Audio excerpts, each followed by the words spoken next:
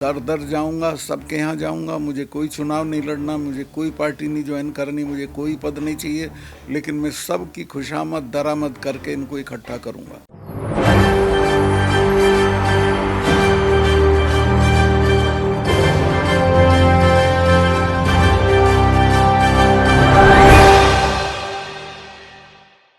नमस्कार, मैं नाज़मीन खान, आपका स्वागत है SPN 9 न्यूज़ में। पुलवामा हमला तो आपको याद होगा। उस पुलवामा हमले में राजनाथ सिंह पर कितनी उंगलियां उठाई गईं। आज भी वो उंगलियां उठ रही हैं, क्योंकि यहां पर अभी तक जांच नहीं हुई है। और जब जांच की बात को लेकर राजनाथ सिंह ने अपना मुंह खोला था और ये कहते हुए नजर आए थे कि जांच जारी है, हम दोबारा से जांच करने के लिए तैयार हैं और जांच में यहाँ पर हम सबूत इकट्ठा करेंगे कि जिस तरीके से यहाँ पर लापरवाही हुई है, वो लापरवाही आने वाले वक्त में ना हो। उस लापरवाही से आने वाले वक्त में हमारे जवान फिर से शहीद ना हो जाएं, सिर्फ और सिर्फ सरकार की लापरवाही की वजह से। इसलिए यहाँ पर देखा गया कि अब राजनाथ को लेकर सबने कहा कि अब राजनाथ यहाँ पर जांच करते हुए नजर आएंगे। लेकिन राजनाथ की बात करें तो वो पुलवामा हमले से अलग हटकर यहाँ पर कुछ और ही करते हुए नजर आ रहे हैं। राजनाथ सिंह विपक्षी बैठक पर निशाना साध रहे हैं। विपक्षी बैठक पर निशाना साधते हुए सीधे तौर पर कह रहे हैं कि प्रधानमंत्री की कुर्सी को नहीं छीन पाएंगे।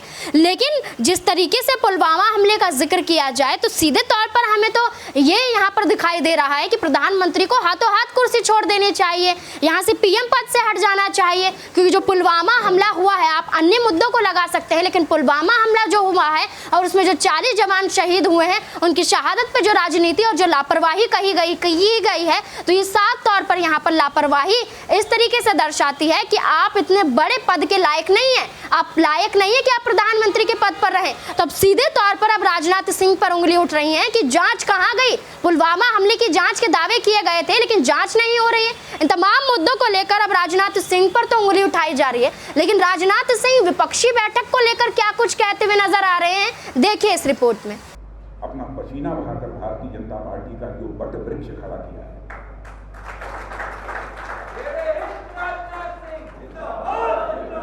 इस विजय का श्रेय यदि दिया जाना चाहिए तो उन्हें दिया जाना चाहिए।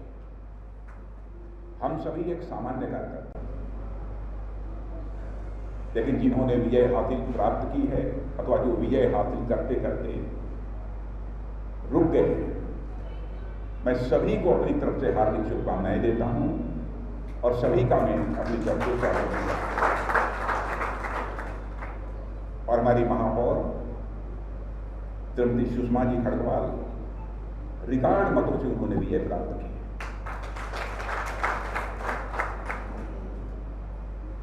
और यह हम सब सभी के लिए गौरव का विषय है। और यह भी केवल सुषमा जी की विजय नहीं, आप सब लोगों ने अथक परिश्रम न किया होता तो शायद ये विजय हमको प्राप्त न होता। मैं कोई लंबा चौड़ा भाषण करने के लिए आप सबके सामने नहीं खड़ा हुआ, बराबर मिलना जुलना सबसे होता ही है। आप सभी लोगों को मिलजुल कर और प्रयत्न यह करना है कि जो दूसरी राजनीतिक पार्टियों से भी जीत कर आए हैं, उनके साथ भी हमको अपने अच्छे रिश्ते बनाकर रखने हैं। कटुता का भाव नहीं होना चाहिए। जिनको आपने पराजित किया है, आपके क्षेत्र की जनता को यह संदेश दिया जाना चाहिए कि हमारा यह भारतीय जनता पार्टी का जीता हुआ प्रत्याशी इतने बड़े मन का है, इतने बड़े दिल का है। जिसको इसने पराजित किया है उसके प्रति भी इसके मन में इतना बड़ा सद्भाव, एक सदिच्छा। और मैं बताऊं कि यह जनता को यदि आपने एहसास करा दिया, आपका कद जितना आज है उससे कई गुना बड़ा होगा। जीतने का अहंकार किसी भी सूरत में मन के अंदर पैदा नहीं होना चाहिए, क्योंकि अहंकार के ह पर लगी हुई बिंदी जिस भी नंबर के पहले लग जाती है, उस नंबर की वैल्यू घट जाती है। एक के पहले अहंकार की बिंदी पॉइंट लगा लीजिए तो एक की वैल्यू 1 नहीं रह जाती है, वह घटकर 1/10 हो जाती है। इसलिए पूरी विनम्रता, शालीनता से मर्यादाओं का अतिक्रमण किसी भी सूरत में नहीं करना चाहिए।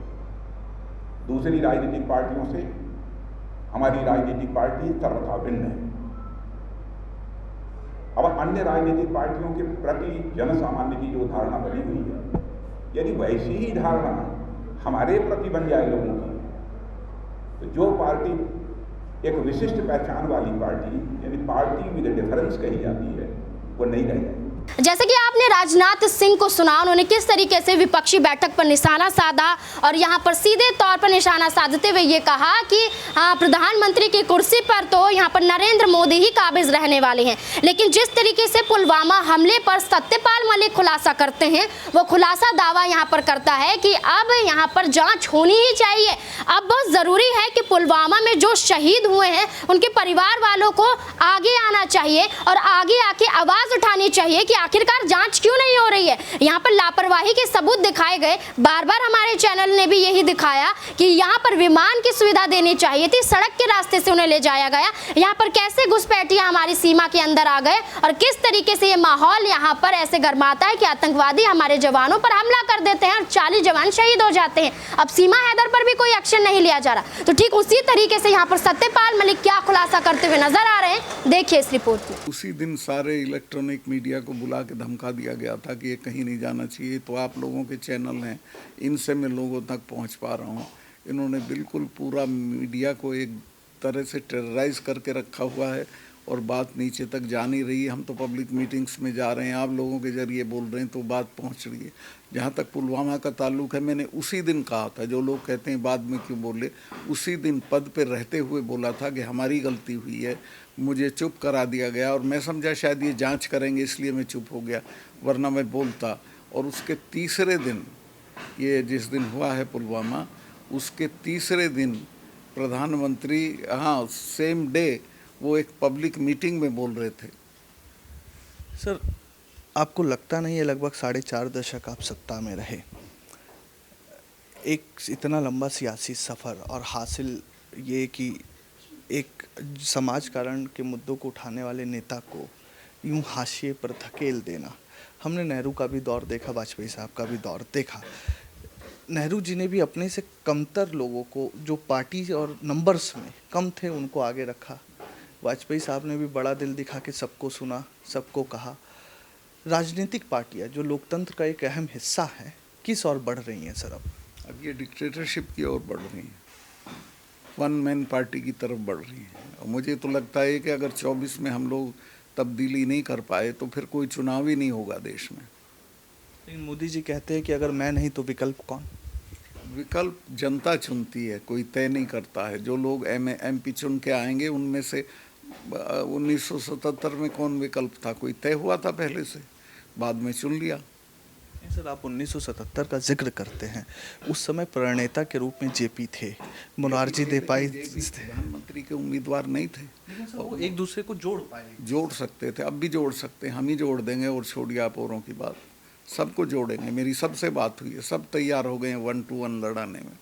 जैसे कि आपने सत्यपाल मलिक को सुना, अब साफ तौर पर जाहिर है कि ये सारी चीजें मिलकर एक ही बात साबित करती है कि जांच करो, पुलवामा हमले की जांच होनी चाहिए और हमारे देश के नरेंद्र मोदी को, हमारे देश के प्रधानमंत्री को अपनी चुप्पी तोड़ते हुए यहाँ पर जांच में या तो सबूत इकट्ठे करने चाहिए और यहाँ पर इंतजाम करना चाहिए हमारे जवानों को जो बॉर्डर पर तैनात रहते हैं, या फिर अपने पद से इस्तीफा देते हुए सीधे तौर पर यहाँ से हट जाना चाहिए। अब इस पूरे मुद्दे को लेकर आपकी क्या राय है, कमेंट बॉक्स में जरूर बताएं। धन्यवाद।